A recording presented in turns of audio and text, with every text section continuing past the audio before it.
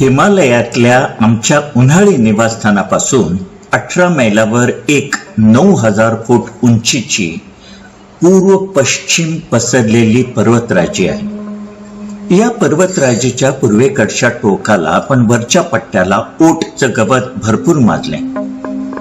या गवताळ पट्ट्याच्या खाली मात्र हे पहाड असंख्य कड्यांच्या रूपात खालच्या कोसी नदीच्या खोऱ्यात झेप घेत जातात।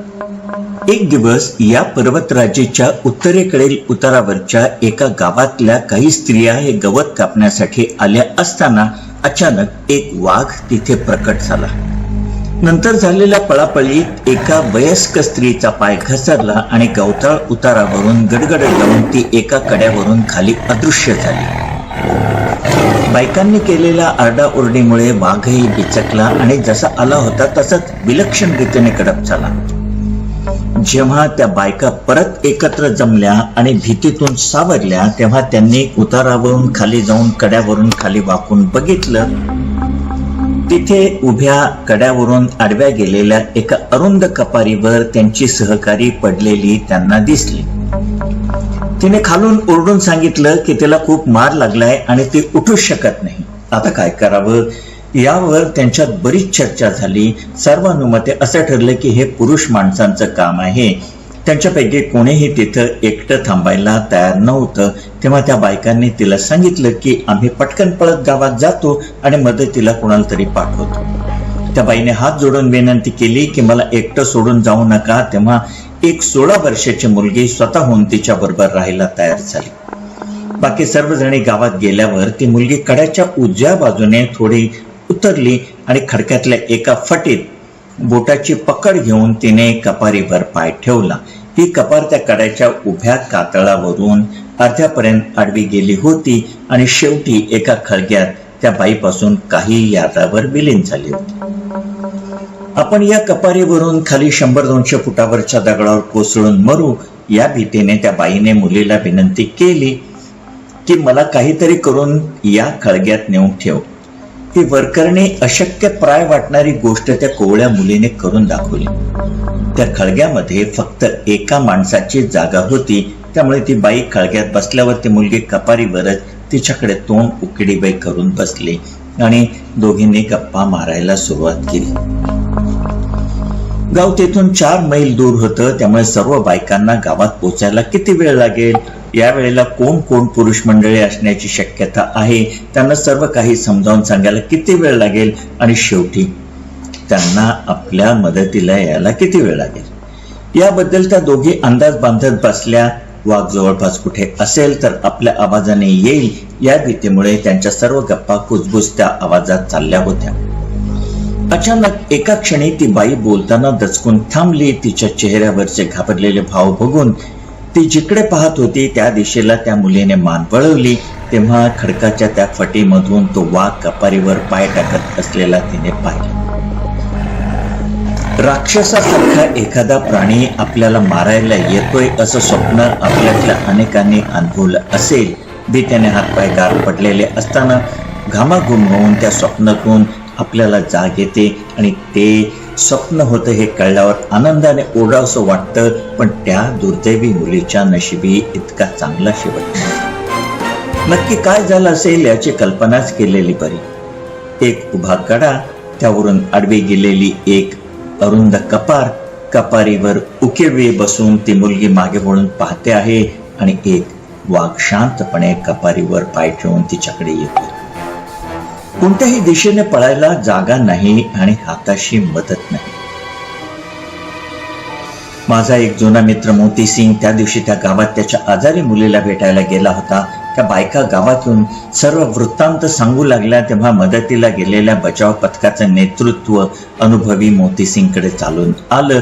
तेव्हा ते पथक उतरून कड्यावरून आलं आणि त्यांनी डोकावून पाहिलं तेव्हा त्यांना त्या खळग्यात थरथरत बसलेली ती म्हातारी बाई दिसली आणि कपारीवर रक्ताचा सडा पडला। या जखमी स्त्रीला गावात आणलं गेलं आणि जेव्हा तिला शुद्ध आली तेव्हा तिने काय घडलं हे सांगितलं। मोतीसिंग 18 मैलाचं अंतर तोडून माझ्याकडे आला. त्याच्या वयाची 60 उलटली होती, पण तो दमला आहे आणि त्याला विश्रांतीची आवश्यकता आहे हे सपशेल नाकारून तो माझ्याबरोबर उलट पावली त्या गावात यायला निघाला. मी तरी आता काय करू शकत होतो? या घटनेला 24 तास उलटून गेले होते आणि त्या मुलीच्या हाडाचे काही तुकडे आणि रक्ताने माखलेल्या कपड्याचे चिन्ह एवढंच काय झालं. काही काळानंतर सरकारी रजिस्टरमध्ये मोहन मॅन एटर म्हणून नोंद झालेल्या हा या वाघाचा पहिला नर बळी. या मुलीचा बळी घेतल्यानंतर तो वाघ अख्खा हिवाळा कोसी नदीच्या खोऱ्यात फटकत फटकत वाटेत आणखी काही बळी घेत गेला. त्यात सार्वजनिक बांधकाम खात्यातले 2 अधिकारी आणि आमदारांच्या सोनेचाही समावेश होता. जसा उन्हाळा तोंडावर आला तसा तो आपल्या पहिल्या मनुष्यबळीच्या ठिकाणाच्या आसपास आला आणि त्यानंतर कोसीच्या खोऱ्यात काकरी घाट ते गार्जिया या 40 मैलाच्या टापूत त्याचं साम्राज्य प्रस्थापित झालं. शेवटी त्याने मोहन गावाच्या वर काटकानीला गावाशेजारच्या डोंगरावर कायमचं वास्तव्य केलं. मागच्या कथेत मी एका डिस्ट्रिक्ट कॉन्फरन्सचा उल्लेख केला होता. याच कॉन्फरन्समध्ये कुमाऊ डिव्हिजनमध्ये 3 वाघ त्यांच्या प्राधान्यक्रमानुसार जाहीर केले गेले. 1. नैनिताल जिल्ह्यातले चौगड मॅनिटर्स, 2. अल्मोडा जिल्ह्यातील मोहन मॅनिटर आणि 3. गढवाल जिल्ह्यातला कांडा मॅनिटर. चौगडच्या वाघिणीचा बंदोबस्त केल्यानंतर अल्मोड्याच्या डेप्युटी कमिशनर बेन्सने मला आठवण करून दिली की मी माझ्या वचनाचा अर्धा भागच पाळला आहे आणि आता मोहनच्या वाघाची पाळी आली आहे. त्याने मला सांगितलं की हा वाघ आता फारच आक्रमक होत चाललाय आणि मागच्या आठवड्यात त्याने काटकोनाला गावातल्या 3 जणांना ठार मारले. तेव्हा मी याच गावात मुक्काम ठोकावा असं त्याचं म्हणणं पडलं. मी चौगडच्या वाघिणीच्या पाठलागावर असतानाच्या काळात बेन्सने काही शिकाऱ्यांना काटकौनालावर जायला उद्युक्त केलं होतं, पण कित्येक वेळेला माणसे किंवा जनावरांच्या बळीजवळ मचानावर बसून सुद्धा त्यांना यश आलं नव्हतं. त्यामुळे ते राणीखेतला परतले. आता मात्र बेन्सने सांगितले की माझ्याशिवाय अन्य कोणीही या वाघाच्या मागावर नाही. नरभक्षक वाघाच्या शिकारीच्या बाबतीत ही गोष्ट फार महत्वाची असते, कारण जर एकापेक्षा जास्त लोक एकाच वाघाच्या मागे असतील तर अपघात होण्याची शक्यता असते.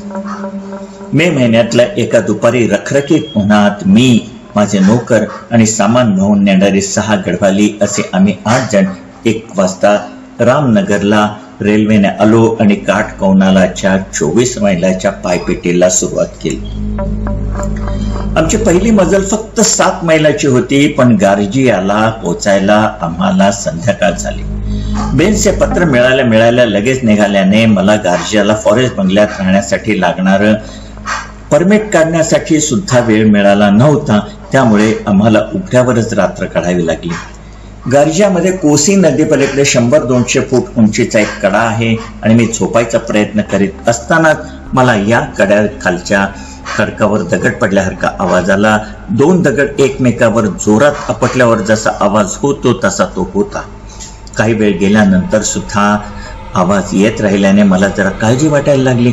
आता चंद्र चांगलाच वर आल्याने उजेड लख्ख होता आणि रात्री सापावर पाय पडायची धास्ती नव्हती. म्हणून मी मग बाहेर पडलो, पण मला असं आढळलं की ते आवाज रस्त्याच्या कडेच्या दलदलीत असलेल्या बेडकांच्या वसाहतीमुळे येत आहे. मी आजपर्यंत जमिनीवरच्या पायातल्या व झाडावरच्याही बेडकांचे आवाज ऐकलेत, पण त्या दिवशी सारखे आवाज मी परत कधीच ऐकले नाही. दुसऱ्या दिवशी अगदी पहाटे प्रवास करून आम्ही 12 मैलावर मोहन या गावी पोहोचलो. माझी माणसं त्याच्यासाठी जेवण व माझे नोकर माझ्यासाठी ब्रेकफास्ट बनवण्यात गुंतली असताना बंगल्याचा चौकीदार, 2 फॉरेस्ट गार्ड आणि मोहन बाजारातील बरीच माणसं मला मोहनच्या त्या नरभक्षक वाघाबद्दलच्या निरनिळ्या आख्यायिका सांगू लागली. त्यातील एक कथा कोसी नदीत मासेमारी करणाऱ्या एका कोळ्याबद्दलची होती. या कथेत नायक एक फॉरेस्ट गार्ड होता आणि तो एकदा कोसी नदीवर त्या कोळ्याबरोबर मासेमारी करायला गेलेला असताना अचानक त्याची आणि या वाघाची कशी आमनेसामने भेट झाली. कोळ्याने हातातला रॉड फेकून त्याची रायफल कशी हिसकावून घेतली, त्यानंतर ते दोघे कसे पळत सुटले, वाघ त्यांच्या मागे कसा लागला, याचं रसभरीत वर्णन आता सुरू झालं. तू मागे वळून बघितलंस का, या माझ्या प्रश्नावर तो म्हणाला, वाघ मागे लागल्यावर तो माणूस पळताना मागे वळून बघेल का साहेब. आता त्यानंतरची गंमत. कोळी पुढे पळत होता आणि एका गजपणातून जात असताना तो एका झोपलेल्या अस्वलावर धडकला. त्यानंतर सर्वच बोंबाबोंब आणि गोंधळ माजला. नंतर अगदी अस्वल धरून सर्वजण वेगवेगळ्या दिशेला पळत सुटले. या कोलाहलात कोळी वाट चुकला. बऱ्याच वेळाने वाट शोधत शोधत तो कोळी फॉरेस्ट बंगल्याजवळ येऊन पोहोचला आणि त्याला एकटं सोडून आणि रायफल घेऊन पळून जाण्याबद्दल त्याने फॉरेस्ट गार्डला 4 शब्द सुनावले. त्यानंतर अस्वलावर धडकताना पाय मुरगळल्याची व कोसी नदीमधले मासे संपल्याची सबब सांगून त्या कोळाने त्या गावाला रामराम ठोकला.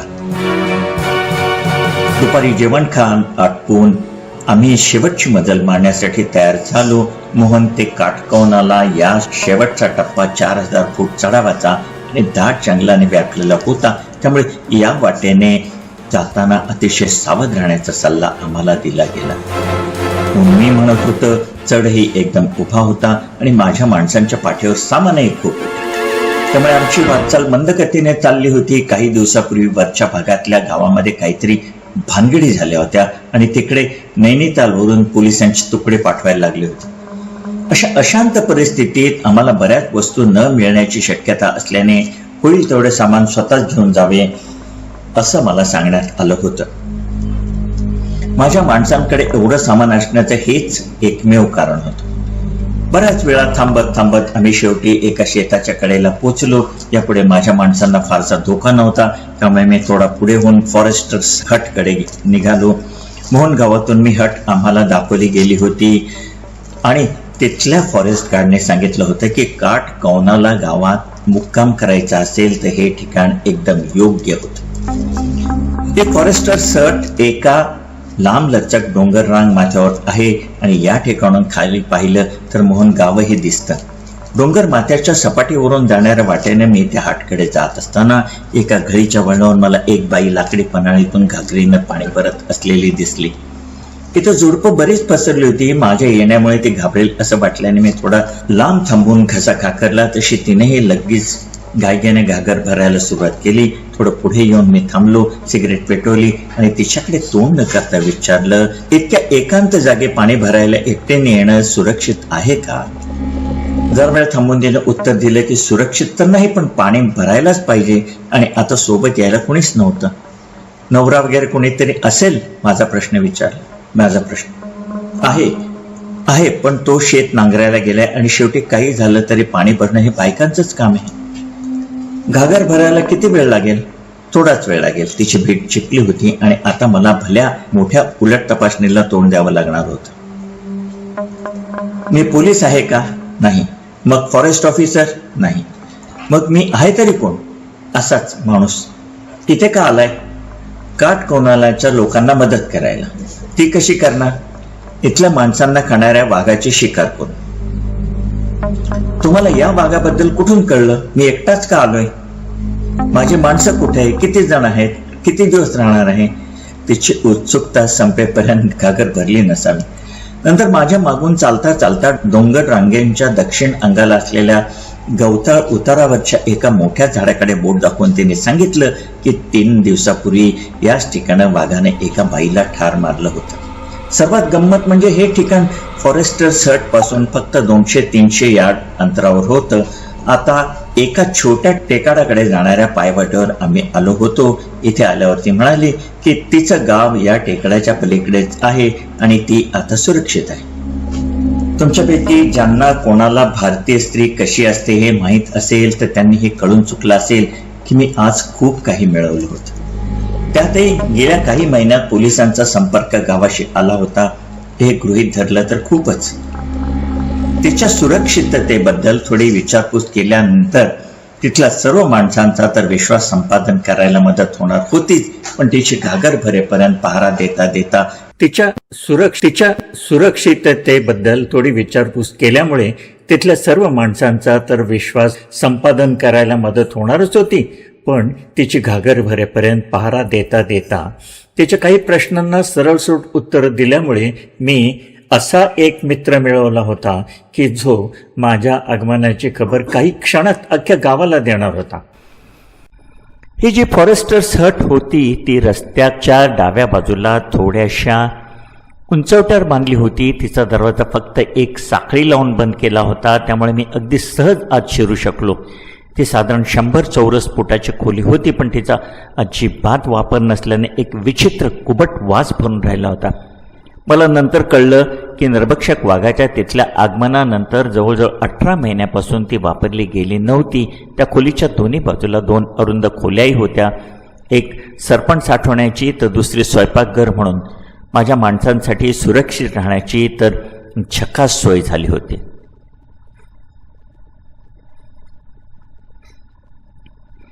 हवा चांगली खेळती राहण्यासाठी मी मागचा दरवाजा उघडून ठेवला.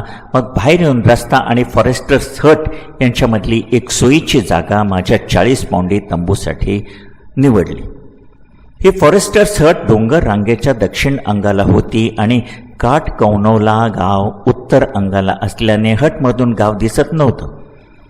रस्त्यालगतच्या एका खडकावर बसून मला 10 मिनिटं होत नाही तो समोरच्या टेकडीवरच्या माथ्यावरून एक डोक वर आलं.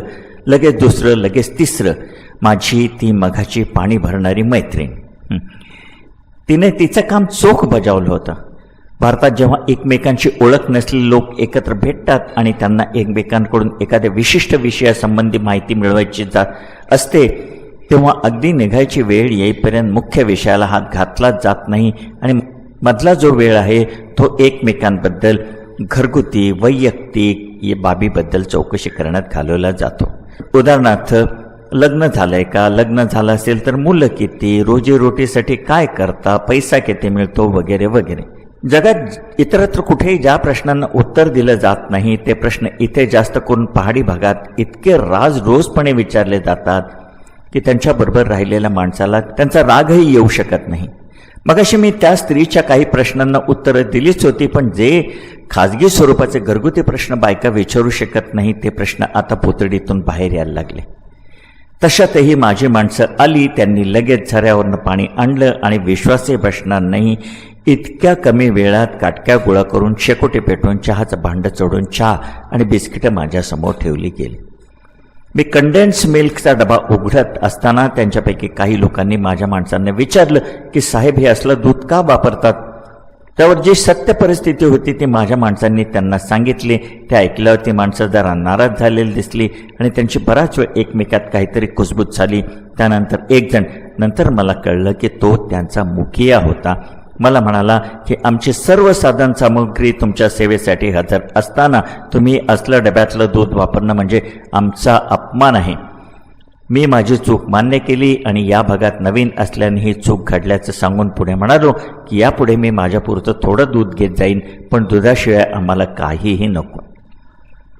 माझं सामान सोडवलं जात असताना इतरही बरेच लोक तिथे जमा झाले आणि जेव्हा मी माझ्या माणसांना तंबू कुठे ठोकायचं हे सांगितलं तेव्हा सगळ्यांकडून आश्चर्योद्गार बाहेर पडायला लागले.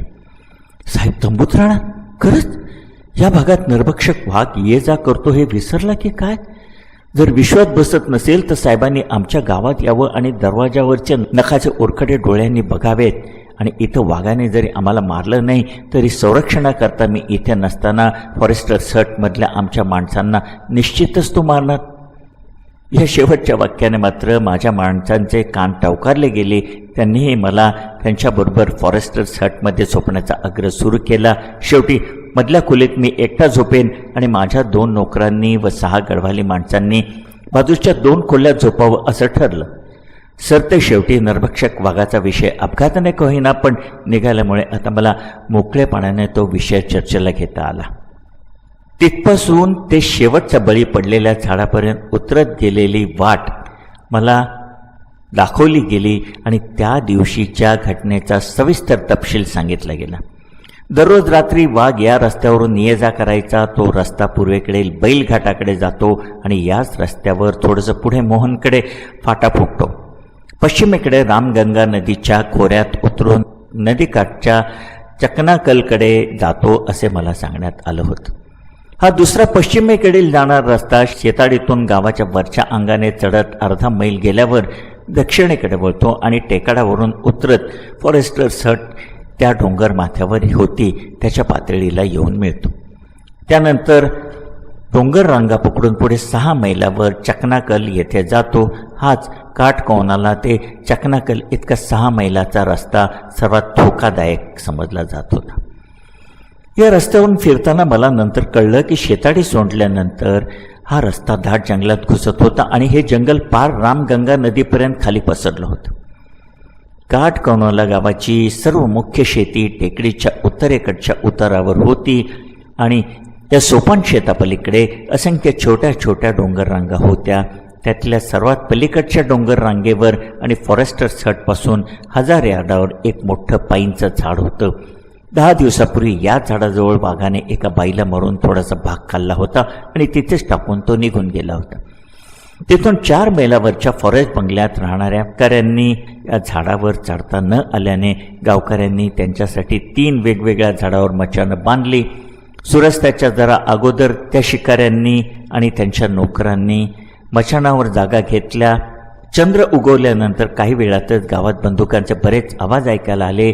दुसऱ्या दिवशी सकाळी त्यांनी या आवाजाबद्दल नोकरांना विचारलं, तेव्हा नोकरांनी सांगितलं की त्यांना सुद्धा नक्की कशावर बार टाकला गेलाय ते कळलं नाही. 2 दिवसानंतर एक गाय मारली गेली. याही वेळी शिकारी मचाणावर बसले. चंद्र मावळल्यानंतर आवाज आले. याही वेळेला नोकर काही सांगू शकले नाहीत. या अशाच फसलेल्या प्रयत्नामुळे हे नरभक्षक सावध बनतात व जितके दिवस अधिक जगतील तेवढे ते शिकारीसाठी कठीण बनतात. या वाघासंबंधी मला गावकऱ्यांनी आणखी एक छोटी पण महत्त्वाची गोष्ट सांगितली. त्यांचं म्हणणं असं होतं की हा वाघ गावात आला की त्याच्या एका विशिष्ट कणल्यासारख्या आवाजामुळे तो आला हे लगेच कळतं. मी अधिक खोलवर चौकशी केल्यावर त्यांनी सांगितले की 2 घरांमधनं जाताना हा आवाज सातत्याने येतो आणि जेव्हा तो कमी अधिक काळासाठी एका जागी उभा राहतो त्यावेळी मात्र तो आवाज येत नाही. या माहितीच्या आधारे मी काही निष्कर्ष काढले ते असे: 1. वाघाला कोणती तरी जखम झाली असणार. 2. ही जखम अशा प्रकारची असणार की फक्त चालत असतानाच त्याला वेदना होत असणार. याचा अर्थ असा की ही जखम त्याच्या कोणत्या तरी पायाला झाली असणार. मला खात्रीपूर्वक सांगण्यात आलं की हा वाघ कोणत्याही स्थानिक शिकाऱ्याकडून किंवा राणीखेतमधून आलेल्या शिकाऱ्यांकडून कधीही जखमी झालेला नाही. अर्थात ते फारसं महत्त्वाचं नव्हतं, कारण हा वाघ बऱ्याच वर्षापूर्वी नरभक्षक बनला होता आणि ही जी जखम होती तीच त्यासाठी कारणीभूत असण्याची शक्यता होती. हा अतिशय महत्त्वाचा मुद्दा होता, पण तो फक्त वाघालाच प्रत्यक्ष तपासल्यानंतरच पडताळून पाहता येणार होता, अर्थात तो मेल्यानंतर. वाघाच्या या विशिष्ट आवाजाबद्दल मला इतकं का स्वारस्य आहे हे कळून घेण्यासाठी गावकऱ्यांची इच्छा होती. पण मी जेव्हा त्यांना माझे अंदाज सांगितले आणि ही जखम बंदुकीमुळे किंवा सायळेच्या काट्यामुळे झाली असावी असं बोललो तेव्हा ते त्यांना फारसं पटलं नाही. त्यांच्या म्हणण्याप्रमाणे त्यांनी वाघाला जेव्हा जेव्हा पाहिलं होतं तेव्हा तेव्हा तो अतिशय तंदुरुस्त दिसला होता आणि ज्या सहजतेने तो शिकार करायचा आणि उचलून न्यायचा त्यावरून तरी त्याला कुठेही जखम झाली असावी असं वाटत नव्हतं. तरी जे काही मी बोललो ते त्यांच्या लक्षात राहिलं होतं आणि त्यामुळे काही दिवसांतर मला अतींद्रिय शक्ती प्राप्त असल्याची अफवा या अख्ख्या मुलखात पसरली. रामनगरवरून येताना मी तिथल्या तहसीलदाराला माझ्यासाठी 2 रेडकं विकत घेऊन मोहनला पाठवायला सांगितलं होतं. त्यानंतर माझी माणसं त्यांना घेऊन येणार होती. 3 दिवसापूर्वी त्या बाईला जिथे मारण्यात आलं त्या झाडाखाली एक आणि चकनाकल रस्त्यावर दुसरा रेडा बांधायचा माझा विचार असल्याचं मी गावकऱ्यांना सांगितलं आणि त्यांच्याही सूचना मागितल्या. त्यावर ते म्हणाले की त्यांना या जागा एकदम योग्य वाटतात, पण ते एकमेकांसाठी त्यावर एकदा चर्चा करतील आणि काही वेगळं सुचवायचं असेल तर उद्या सांगतील. आता रात्र व्हायला थोडाच अवधी होता, त्यामुळे त्या सर्वांनी गावच्या दिशेने पावलं उचलली. जाताना त्यांच्या मुखियाने मला वचन दिलं की उद्या सकाळी तो आसपासच्या गावात मी इथे असल्याची आणि जर कोणत्या जनावराचा किंवा माणसाचा बळी पडला तर ताबडतोब कळवण्याचा निरोप देईल. आता त्या खोलीतला कुबट वास खूपच कमी झाला होता, पण तरीही लपून राहत नव्हता. तरीही मी तिकडे फार लक्ष न देता आंघोळ केली आणि दरवाजाला आतून मोठे दगड लावून गाढ झोपी गेलो. दरवाजा बंद ठेवण्याचा दुसरा मार्गच नव्हता. माझी झोप तशी सावध आहे, 2-3 तासांतर कुठल्या तरी जनावराच्या आवाजाने मला जाग आली. ते जनावर अगदी मागच्या दरवाजापर्यंत येऊन गेलं. चटकन रायफल व टॉर्च घेऊन मी पायाने दरवाजाने लावलेला दगड बाजूला केला आणि बाहेर पाऊल टाकलं. तसं ते जनावर लांब पळून गेल्याचं जाणवलं. आवाजावरून तो वाघ असावा असं वाटत होतं, पण तो बिबळ्या किंवा साळींदर सुद्धा असू शकलं असतं. जंगल बरंच दाट असल्याने मला काही फार पुढे जाता आलं नाही. जेव्हा दरवाजापाशी दगड परत होता तसा ठेवून खोलीत आलो तेव्हा मला जाणवले की माझा घसा दुखतोय. बहुतेक भर दुपारी उन्हातून मोहनपासून दमछाक करणारा चढ चढून आल्यानंतर लगेच वाऱ्यावर बसल्याने तसं झालं असावं. पण जेव्हा सकाळी माझ्या नोकराने दरवाजा ढकलून माझा चहा आणला तेव्हा मला कळलं मला लॉरेंजायटिस झालाय. कदाचित वटवाघुळांनी इतके महिने वास्तव्य केलेल्या व वापरात नसलेल्या खोलीत राहिल्यामुळे तसं झालं असावं. माझ्या नोकराने मला सांगितलं की तो व त्याचा दुसरा जोडीदार या संसर्गातून सुटले आहेत. पण सरपणाच्या खोलीत झोपलेल्या 6च्या 6 गडवाली माणसांना मात्र माझ्यासारखाच त्रास होतोय. 1-2 अंशाची आयोडीनची बाटली व क्विनाईनच्या काही गोळ्या हीच माझी औषधाची पेटी होती. पण माझ्या रायफलच्या केसमध्ये जरा शोधल्यावर मला माझ्या बहिणीने दिलेल्या परमॅंगनेटची पुडी सापडली. ही कागदाची पुडी तेलाने भिजली होती, पण त्यातले खडे मात्र अजूनही पाण्यात विरघळत होते. मी एका टीनच्या भांड्यात पाणी तापवून त्यात ते खडे टाकले व खळखळून गुळण्या केल्या. माझे दात त्यामुळे काळे झाले, पण परिणाम चांगला झाला. ब्रेकफास्ट झाल्यावर मी माझ्या 4 माणसांना मोहनला पाठवलं आणि मी स्वतः त्या बाईला जिथे मारण्यात आलं होतं त्या जागेला भेट दिली. काल मला साधारणपणे ही जागा कुठे आहे ते समजलं होतं, त्यामुळे आता ते ठिकाण सापडायला काहीच हरकत नव्हती. कापलेल्या गवताचे भारे बांधत असताना तिच्यावर हल्ला झाला होता. गवताचे भारे व रश्या तिथेच तसेच्या तसे पडले होते. त्याचबरोबर तिच्याबरोबरच्या बायकांनी कापलेले गवतही तिथे तसेच पडले होते. गावातल्या माणसांनी मला सांगितलं होतं की खूप शोध घेऊनही त्या स्त्रीचा मृतदेह सापडला नाही. पण आता हे गवताचे बेंडे, पूर्ण लांबीच्या रश्या आणि त्या स्त्रीचा विळा पाहिल्यावर माझी खात्री पटली की मृतदेहाचा शोध घेण्याचा प्रयत्न सुद्धा केला गेला नसावा. एका ढासळणीच्या वरच्या अंगाला तिला मारण्यात आलं होतं. त्यानंतर तिला घेऊन तो वाघ ढासळलेल्या दगडमातीवरून खाली गेला होता आणि पुढे दाट झुडपात शिरला होता. तिच्या बरोबरच्या बायका दृष्ट्यावर होईपर्यंत तो एकाच जागी थांबला होता आणि नंतर मैलभर अंतर डोंगराखाली जाऊन परत जंगलात शिरला होता. सर्वच माग 4 दिवस जुने होता आणि त्याच्या मागोमाग घुसून विशेष काही हाताला लागण्यासारखं नव्हतं. त्यामुळे मी कॅम्पवर परतलो. येताना मात्र ही चढण मला जरा जास्त त्रासदायक वाटली. मी जेव्हा कॅम्पवर पोचलो तेव्हा मला तिथे विविध आकाराची छोटी मोठी भांडी व्हरांड्यावर ठेवलेली दिसली आणि त्या सर्व भांड्यांमध्ये दूध होतं. कालच्या दुष्काळाच्या पार्श्वभूमीवर तर हा महापूर होता. अक्षरशः मी त्या दुधात आंघोळ केली असती तरी थोडं शिल्लक राहिलं असतं. माझ्या नोकरांनी मला सांगितलं की त्यांच्या विरोधाला न जुमानता गावातले लोक तिथे ती भांडी ठेवून गेले होते आणि जाताना प्रत्येक माणूस सांगून गेला होता की यापुढे आम्हाला डब्यातलं दूध वापरायला लागू नये याची ही व्यवस्थित काळजी घेतील. माझी माणसं मोहनवरून संध्याकाळी परत येऊ शकणार नव्हती. त्यामुळे जेवण झाल्यावर मी चकनाचल रस्त्यावरून फेरफटका मारायला निघालो. फॉरेस्टर सर्टपासून ती टेकडी 500 फुटापर्यंत चढत गेली होती आणि साधारण त्रिकोणी आकाराची होती. पायवाट शेताडीतून अर्धा मैल गेल्यावर एका ठिकाणी एकदम डावीकडे वळत होती. टेकडीच्या खडकाळ उतारावरून गेल्यानंतर खाली परत एकदा फॉरेस्टर सर्ट ज्या पातळीवर डोंगर कण्यावर उतरत होती त्या पातळीवर येऊन तिथून उजवीकडे सरळ चकनाकलपर्यंत गेली होती. डोंगर माथ्यावर काही अंतर ही वाट सपाटीवरून जात होती आणि नंतर नागमोडी वळण घेत खाली उतरत होती. माझ्यासमोर अख्खी दुपार पडली होती. त्यामुळे जवळजवळ 3 मैलापर्यंत या वाटेची मी काळजीपूर्वक तपासणी केली. जेव्हा वाघ एखाद्या वाटेने सतत ये जा करतो तेव्हा तो आपल्या अस्तित्वाच्या काही खुणाही जमिनीवर ओरखड्याच्या पावलांच्या ठशाच्या स्वरूपात सोडून जात असतो. आपल्या पाळीव मांजराप्रमाणे दिसणाऱ्या जमीन खरवडल्याच्या या खुणा शिकाऱ्याला फार महत्त्वाची माहिती देणाऱ्या ठरू शकतात. उदाहरणार्थ 1. ते जनावर नर आहे की मादी. 2. कोणत्या दिशेने जात आहे. 3. किती वेळापूर्वी गेला आहे. 4. त्याच्या वस्तीस्थानापासून त्या जागेचं अंतर व दिशा. 5. भक्ष्याचा प्रकार 6. त्यानं नुकतंच नरमास खाल्लं आहे की नाही वगैरे वगैरे. एखाद्या अनोळखी प्रदेशात नरभक्षकाची शिकार करण्यासाठी पायी फिरणाऱ्या माणसाला ही माहिती किती मौल्यवान वाटत असेल याचा विचार करा. त्याचप्रमाणे वाटेवर उमटलेले पगमार्क्सही बरेच महत्त्वाची माहिती देऊन जातात. उदाहरणार्थ दिशा, लिंग, वेग, एखाद्या पायातला दोष आहे का, जर असेल तर कोणत्या पायात वगैरे वगैरे.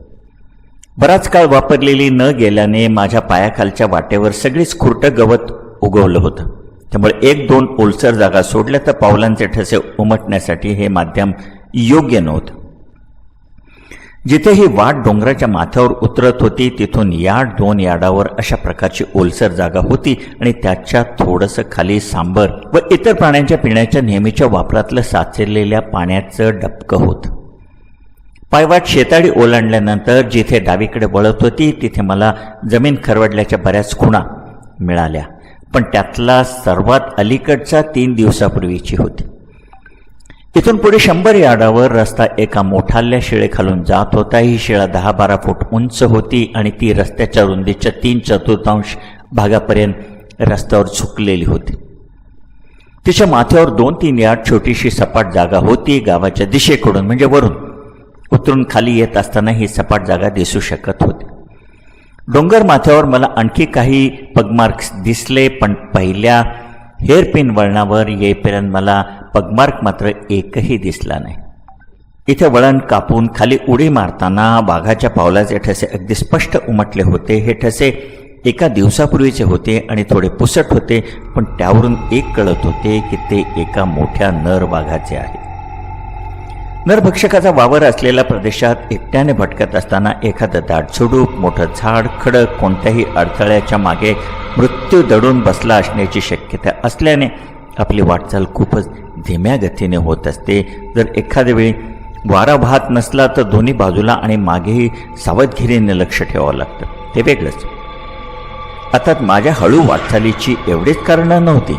हा मे महिना होता आणि या काळात या उंचीवर म्हणजे जवळजवळ 4000 ते 4500 फुटावर ऑर्किड्स प्रचंड प्रमाणात फुललेली होती.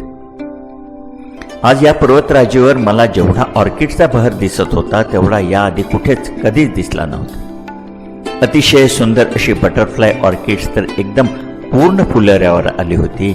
अक्षरशः प्रत्येक झाड या ऑर्किडच्या दागिना अंगावर लिहिलेलं होतं. याच ठिकाणी मला प्रथमच एक पक्षी दिसला. काही दिवसांनी बॉम्बे नॅचरल हिस्ट्री सोसायटीच्या प्रेटरने माउंटन क्रॅग मार्टिन म्हणून त्याची ओळख करून दिली. हा पक्षी अगदी एकसंग राखाडी रंगाचा होता आणि छातीवर अगदी हलकी गुलाबी रंगाची छटा होती. हा पक्षी आकाराने पळस मैनेपेक्षा लहान होता. त्याच्याबरोबर त्याच्या कुटुंब कबिलाही होता. एका कुटुंबातील 4 पिल्लं रांगेने एका उंच झाडाच्या आड छोट्याशा फांदीवर बसलेली होती. त्यांचे आईबाप इकडे तिकडे सुळकांड्या मारून किडे पकडत होते. ज्या वेगाने ते उडत होते तो वेग